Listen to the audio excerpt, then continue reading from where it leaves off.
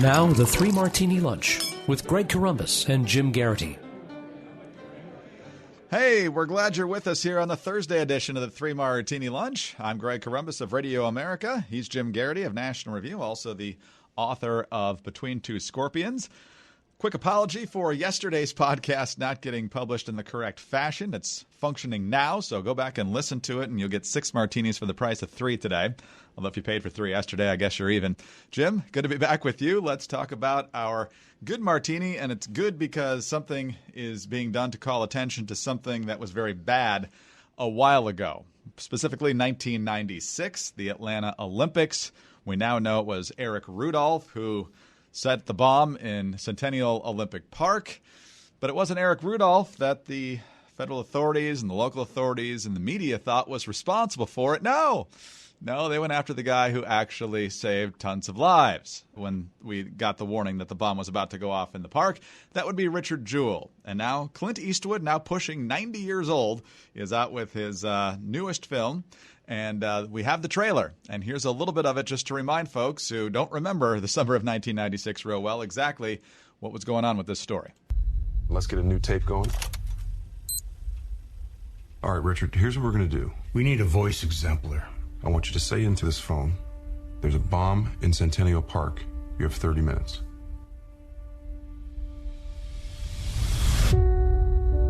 Richard, you're a national hero now. Thank you, sir. But I was just doing my job. You've always looked at the guy who found the bomb just like you always look at the guy who found the body. Jewell fits the profile of the lone bomber. A frustrated white man who is a police wannabe who seeks to become a hero. We're running it. You're a suspect. You don't talk. I talk. Say it. I don't talk. This might be the only way to clear your name. I want you to say there's a bomb in Centennial Park. You have 30 minutes. Stop trying to be their best friend. I was raised to respect authority. Authority's looking to eat you alive. There's a bomb in Centennial Park. You have 30 minutes. I'm sorry, what? His accusers are two of the most powerful forces in the world. The United States government and the media.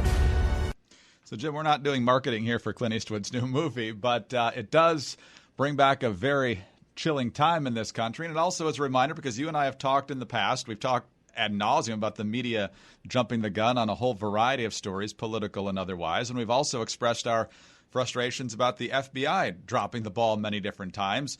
Boston Marathon bomber being tipped off on that, doing very little about it. Looking at the Orlando nightclub shooter a number of times and deciding there was nothing to be done there, even after being tipped off by Disney. That's why we had to create Disney CTU. And even this guy that shot up the Midland, Odessa area had called the FBI repeatedly and apparently wasn't worth any further scrutiny. So the frustrating part is that things don't seem to have gotten a whole lot better with either of these entities. The good news is, and that's why it's the good martini, is that Clint Eastwood is calling attention to it. Yeah, and this is a story that deserves greater attention, that probably shouldn't have been as quickly forgotten as it was. Greg, I will never forget it, in part because my college roommate and good friend at the time, and still my good friend, we went down to the Olympics, and I actually walked through Centennial Park probably about 12 hours before the bomb went off. And it was, obviously a supremely tense time. I believe one person was killed in the explosion. One person was a foreign news cameraman who was running to cover it and either had a heart attack or some issue and ended up dying because of that. Other people injured. And within like 2 or 3 days, Richard Jewell was the name that was on the cover. I believe NBC News was one of the big institutions pushing for it. And I want to say it was either USA Today or Atlanta Journal-Constitution, one of those big institutions. And yeah, was it a potentially plausible theory? Sure. Did law enforcement need to rule him out? Sure. But we complain about the media a lot on this podcast. It often deserves it. But here's an example where really you want to talk about destroying a guy's reputation. I believe he sued. I think he won a ton from 2 of the big media institutions about this. And also I remember something that, just to give the odder wrinkles of this. At one point he did a cameo on Saturday Night Live. This was back when Norm Macdonald was behind the anchor desk. And it was kind of played as a joke, and he was, likable, amiable enough. I always kind of wondered if that was somehow part of NBC's settlement. Oh, by the way, we're going to pay you lots of $1 million. And hey, you want to do Saturday Night Live? And we can make fun of how much we botched this story. But it just kind of seems like kind of this almost Kafka-esque story of a man who did nothing wrong and who in fact tried to do the right thing in a moment of crisis, and who was unfairly scapegoated for this. Talk about the ultimate nightmare scenario. It was quite some time before his name was cleared. So now after it happened and after it came out clear and the evidence started pointing in the direction of Eric Rudolph, who they ended up catching years later, this sort of thing, wow, boy, they really did jump to gun. The pressure to be first with the story really did sacrifice getting it right. The media did play a role in absolutely smearing this man's reputation. Tisk. And then the news media went back on. And we never really seemed to see the, wow, we completely messed that up. We need to reevaluate this. We need to, change our practices, change our standards, change our philosophy of what we consider journalism to be. And it never happens. So if nothing else, this will be kind of a good reminder of the fact that this did not start with the Trump era, did not start with the Bush era. This has been a gradually worsening problem for probably a generation now. And this was kind of a clear early indicator of what was coming down the pike, and probably not taken as seriously as it needed to be at the time, Greg. Well, speaking of people who can't get their story straight, let's talk about Adam Schiff a little bit, because he, of course, is the chairman of the House Intelligence Committee, Nancy Pelosi's point man on impeachment. But Jim, he's had egg on his face in a number of different ways already, and we're barely a week into this whole impeachment process. First, of course, was the concocted paraphrasing. We can't even really use that word.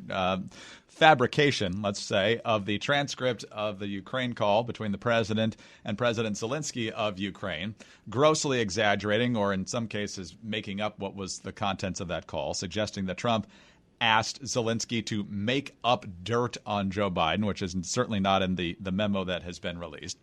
Now we found out, actually courtesy of the New York Times, so while we bash the liberal media, they do deserve some credit for this, New York Times revealing that Adam Schiff and his office actually were aware of the whistleblower and the complaint prior to it going public. Schiff had previously said that that was not the case. Now Schiff and his office trying to do the damage control by saying, look, all we said was you need to get a lawyer and make sure you file this the proper way. Now, it turns out that there was collaboration with the whistleblower and Schiff's office here. So even the explanation after getting busted doesn't seem to be holding up. Ed Morrissey writing about this over at Hot Air, talking about how it's more than Schiff is willing to admit in terms of collaboration here. So where does this leave us?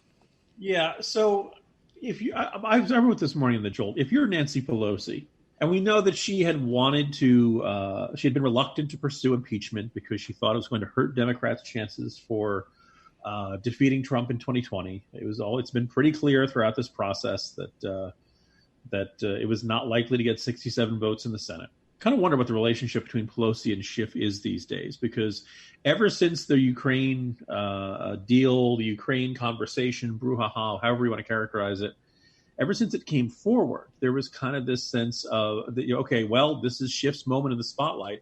And Schiff was kind of damaged goods after he'd hyped the Russiagate investigation so much, and it had not, the Mueller report ended up not delivering the goods. Strike one was the fabricated transcript or the exaggerated, Schiff's like we still kind of why was he doing that? What did he think he was going to get out of doing that? The readout on that conversation was bad enough for the president. Why are you making Trump sound like a Tony Soprano character by putting words in his mouth? You gave Trump a stick to hit him with, and Trump has been whacking away furiously at Schiff. Ever since, saying that he should be resigned, he should be prosecuted for treason, and he should be executed. Okay, all right, Mr. President, back it down a little bit. Turn it down from 11. Nonetheless, Schiff shouldn't have done this.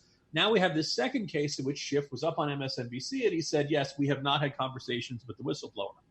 Well, it all depends on how broadly or narrowly we define the word we, isn't it? I tried to go through it in today's Jolt, and in the New York Times did its best to try to explain this.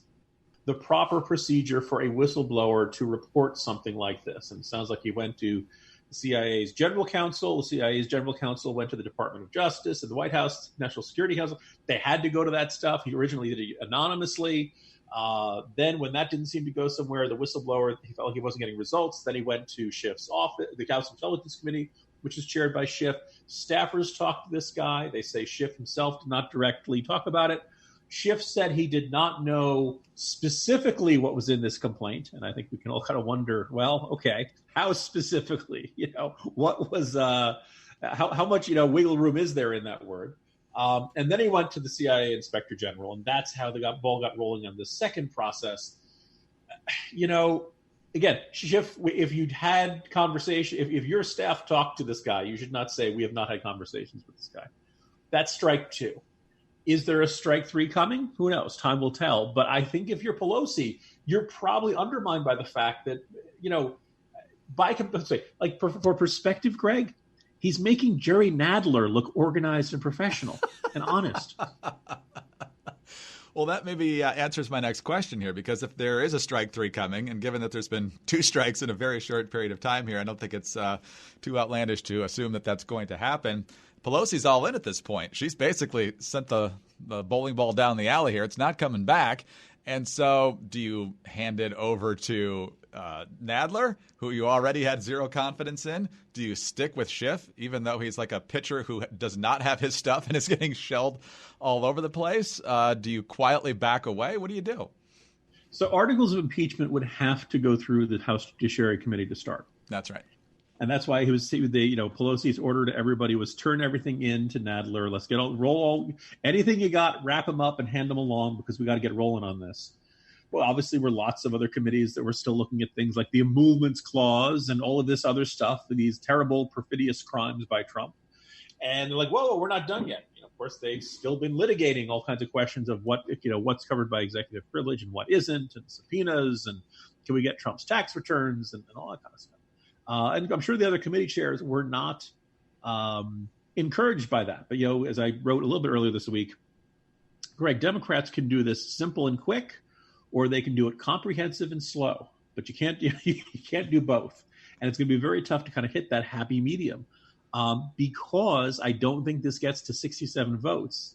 If you think this is not going to, if your goal is to take out Trump, get it over with, rip the Band-Aid off, get this done as quickly as possible, because you want this as far away in the rearview mirror as possible when voters go to vote in 2020, because you want to emphasize that if you're not happy with Trump's presidency, the only way to end the presidency is at the ballot box. You can't count on the impeachment process. You're not going to magically find 20 Republican senators who are going to vote to impeach this guy. But, I don't know if they're going to see that way. I think there's a whole bunch of, other committee chairs aren't going to want to do this. And I think it's also very clear Schiff likes being in the spotlight, even though he's not good at it. And the interesting question would be, is there anybody in the Democratic firmament who is prominent enough and respected enough to pull Adam Schiff and say, look, buddy, I know you wanted to pitch your way out of this one, but you've just given up 2 home runs. So I'm sending you to the showers and I'm bringing in the relief pitcher here. Since, baseball playoffs started, I figure I should go with that, man.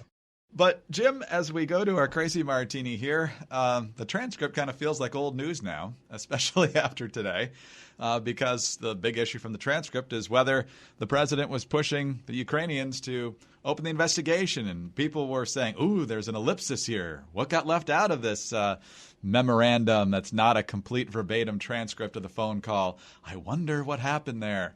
Well, President Trump, this wasn't a phone call. It's on the South Lawn. Headed to the chopper, blades already firing, talking about Ukraine, and now another country that should investigate the Bidens. Well, I would think that if they were honest about it, they'd start a major investigation into the Bidens. It's a very simple answer. They should investigate the Bidens, because how does a company that's newly formed, and all these companies, if you look at, and by the way, likewise, China should start an investigation into the Bidens. Because what happened in China is just about as bad as what happened with Ukraine. So I would say that President Zelensky, if it were me, I would recommend that they start an investigation into the Bidens, because nobody has any doubt that they weren't crooked. That was a crooked deal, 100%. So, Jim, I guess the one thing he's got going for him is that Zelensky never did start the investigation, or anybody else in the Ukraine. So the quid and the quo and the pro and nothing ever actually was forced to happen in the Ukraine. So that might be Trump's best defense at this point. But what do you make of him staying on this full throttle? Yeah, I mean, something I wrote today, and I think really probably just should get more discussion. Like, you hear a lot of people like, well, Trump and Giuliani were pressuring the Ukrainian government to investigate Joe Biden. Actually, well, wait a second. The previous Ukrainian prime minister, Petro Poroshenko, and I want to point out every time I see that name, I'm thinking of pomodoro, which is Italian food. But so Konstantin Kulik, and I'm probably mispronouncing the words, deputy for Mr. Lutsenko, who was the state prosecutor, who was handling the cases before being reassigned last month, this would have been April of 2019, told the New York Times that he was scrutinizing millions of dollars from Burisma to the firm that paid Hunter Biden. So they were investigating this at one point, and then they stopped. Now the question is, did they stop out of some sort of nefarious reasoning, or did they begin looking into it and everything seemed to be on the up and up and, no crimes had been committed, and so they dropped the investigation or put it aside? That happens all the time. Or was some there. So Trump and Giuliani want them to reopen the investigation, not to start the investigation. I think that's kind of a legit, an important distinction to make here. That at one point somebody thought there was something worth looking at there. When it was dropped, maybe it was because other issues overtook it in terms of priorities, or maybe somebody wanted something nefarious, or maybe there just wasn't any evidence. And if the explanation from the prosecutors is, hey, you know what, we did look at this, there wasn't any evidence of crimes committed, then that's fine. What we've talked about all week is this idea that Hunter Biden, he's probably underqualified. Yeah, he's probably overpaid. And certainly he created the impression that Burisma Holdings was well connected with the Obama administration, whether or not there actually was any quid pro quo or any indication that the Obama administration was changing policy in an effort to help out Burisma Holdings. So it's possible, Hunter Biden, something of a figurehead, something to, reassure investors or something like that. Or maybe there was something much more nefarious going on there. We don't know. And it's one of the reasons where I think it's kind of reasonable for Trump to want people to investigate in this. But I think we've underestimated Trump, Greg, because people, I think, everybody's going to be obsessed about this. How do you get people to stop talking about allegations that Trump wanted the Ukrainians to start digging into Hunter Biden again? And the way you do it is you explicitly call on China to start investigating Hunter Biden. Well, no one's talking about Ukraine anymore. Now, look, some of what we're seeing here and his insistence there had to be a dirty deal and that deal was crooked. Look, Hunter Biden is indeed a private citizen. There's no law that says he can't form an investment firm with his two buddies. Does it look a little funny if large state investors in China start dumping a lot of money into this? Sure, but the objective here is, okay, so what can you see that they purchased with that? In terms of positive relations with the Obama administration or changing in the position of Joe Biden or something, you got to tie it to something, right? You can't just say, hiring Hunter Biden is ipso facto a crime. Now, Trump's way of difference between true and false and his difference between legitimate and illegitimate is this good for me, right? Everything is investigating him, well, that's a sham. That's a witch hunt. That's travesty. It's totally wrong. If you're investigating one of his rivals, then of course, it's a huge scandal and it's an outrage and it's a crime and so naturally, if there's something funny, if Hunter Biden was working with the Chinese, of course it's got to be a crime in there somewhere, and China should investigate it. Now let's think through what Trump is calling for here, Greg. He wants the Chinese government to investigate whether their own institutional investors, these are people who run the Social Security Fund and the state funds and stuff like that, whether one part of the Chinese government should investigate if another part of the Chinese government did something wrong or illegal with Hunter Biden. Yeah, I'm sure they'll get right on that. Even if they did, why would the Chinese government ever admit it? Why? So they can help keep President trade war in place? Jim, before we go, I do want you to explain to everyone your tweet this morning, because I thought it was very, very interesting. It's kind of the dilemma that the Democrats have about Joe Biden, regardless of where the Trump situation goes. Sure. Yeah. So Trump is doing his kind of impromptu press conference or answering questions at the White House on the South Lawn. And he goes, I think Biden is going down. And he says, calls on Ukraine and China to investigate, as people just heard the audio there. They scammed Ukraine. So we've seen a little bit of a dip in Biden's numbers. Not a ton, a little bit here and there. And Warren seems to be gaining momentum. There are a couple of polls out there that are starting to put Warren ahead. So here's the thing for Democratic primary voters. They may have a whole bunch of different reasons to be a little bit wary of putting all their eggs in the Joe Biden basket, so to speak. not just the bleeding eyes, not just the age, all the other issues, that you might be wanting to look at other options for other reasons. But if they jump off the Biden bandwagon now, it looks like Trump had a point and there was a legitimate ethics problems that should worry Democrats. And I think if you look at the Hunter Biden timeline that I put together at the beginning of the week, I think there is a real issue there. So, but obviously Democrats don't want to say Trump's got a point. So maybe they say, oh, no, we're going to stay on the Joe Biden bandwagon. In fact, we're all going to unite around him. And we're going to say this is nonsense. Okay, well, now if you do that, Trump now has this issue that he's going to beat like a drum from now until November 2020. And like I said, I think Michael Graham wrote a column, and he asked me a little bit, and I have a quote or two in his column from this morning. People generally liked Joe Biden for a very long time. Good old America's wacky neighbor, the crazy uncle, making the faces behind Obama, Mr. Amtrak, yada, yada, yada. People didn't really know about Hunter Biden until a couple of months ago. I mean, they may have heard it here and there, and the timeline was meant to point out that these stories have been around for a long time. But this is the first time you've really seen the spotlight on it, and it really does look unsavory the way his family has attempted to cash in on their connection to him. If you want to say, oh, what about Jared Kushner? Yeah, okay, you can say the same thing about the Trump kids. But ultimately, if you're the Democrats, you want to make as big a contrast with Trump as possible. And you don't want Trump being able to say, what about his dirty deals? What about his dirty deals? And stuff like that. So I think the Democrats really face a genuine dilemma here. I think most people, if everything before didn't shake out of Biden, you're probably not leaving now. Or at least you probably still think he's the best option. On the other hand, maybe at some point one of these things turns into the straw that breaks the camel's back, and Democrats start looking at everybody else. And I'm sure there are a whole bunch of people named, Cory Booker and Amy Klobuchar and Julian Castro and everybody else who are like, hey, let's look at the other options, Democrats. Let's not close that door too quickly. We still got a little bit of time. Yeah, good luck to them on that. I don't think it's going to happen anytime soon. But, hey, they're on the debate stage. I'm sure that'll make all the difference this month. Okay, so here's 12 people on that stage, Greg. 12 people. Way to go. Could have done 2 nights of 6 people. Could have had nice leisurely answers. Nope. 12 people on stage. The DNC is a bunch of idiots. Breaking news. Yeah, this is a new, innovative way of being an idiot. People gripe about the debates, and one of the, again, if you're listening to this, there's a chance you haven't watched them. Maybe you have. Maybe you turned it off when it gets boring after 20 minutes or 10 or 2. But you're like, for those of us who have to watch the whole thing, I'd like to see probably the best debate you can have, right? The most, the best substance, the most, clearest contrast between the candidates where they really differ. I get tired every time, Chuck, let me tell you about Eduardo, who I met in Des Moines, and the guy, this is an anecdote of a person that is sad. This means people should vote for me. The debates could be so much better. And I think the problem is it's hard to have a good debate with 10 people up on stage. I'd also get rid of the debate audience, but that's another story. But the point is, with 6 people, you could get a really good debate, and they're choosing not to do it. Jim, see you tomorrow. See you tomorrow, Greg. Jim Geraghty of National Review. I'm Greg Corombos of Radio America. We're glad you're here today as well.